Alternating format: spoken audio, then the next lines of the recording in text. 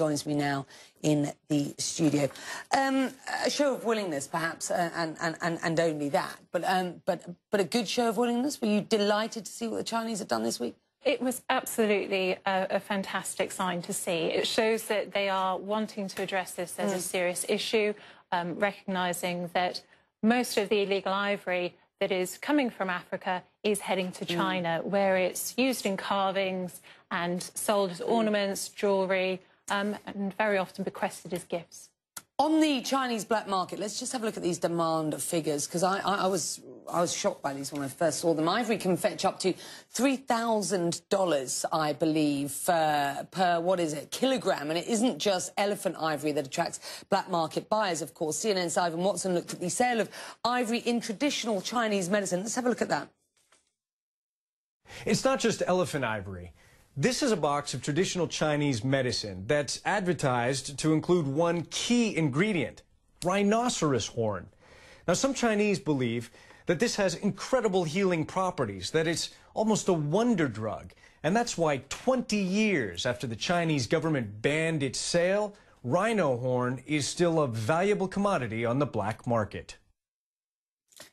Where there is demand, so shall go supply. I mean, this is the age-old story, isn't it? And when you follow the money, you find that these stories are often much deeper and more sort of all pervasive than you thought at the beginning. Is this a trade that can be stopped?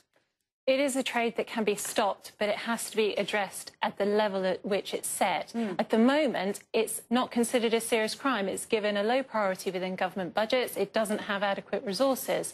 But it's making huge amounts of profits for these criminal syndicates, and yet the risk of being caught is very low. So you don't have to be a genius to know that's the business model they'll follow. I certainly know this February the UK government will host a global summit on illegal trade in wildlife. David Cameron will attend that summit in London along with the heads of government and other high-level representatives from as many as 50 nations. So we're sort of, you know, beginning to see this sort of momentum, as it were, towards getting this up to a kind of higher level so far as the legislature is concerned. But the Zimbabweans, for example, let's just take this as an example, they blame the black market in elephant tusks on the ban on the ivory trade. Not everybody, and certainly not in Africa, do governments buy this trade as being one that shouldn't be allowed.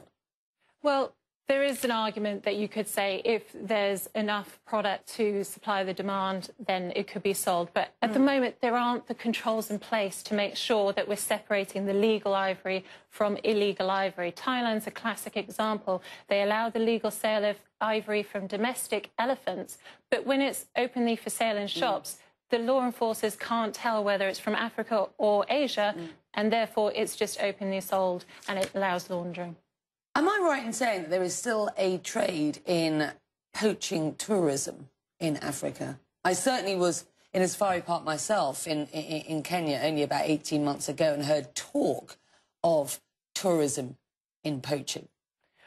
Well, it's not something that is the major problem. You know, the major problem that we're facing are these criminal networks. You know, we're seeing increasing numbers of large... But we should soul search, surely, shouldn't we? Navel gaze a little bit if we're to say this is an illegal, destructive and disastrous trade, but we'll still go on poaching ourselves. Absolutely. You know, we have to take this seriously. We have to invest the resources. It's not just something that impacts on wildlife either. It has an impact on the local people, on the rangers who are putting their lives at risk every time they go out. And it impacts on economic development because people aren't going to go on ecotourism holidays if the wildlife's not there.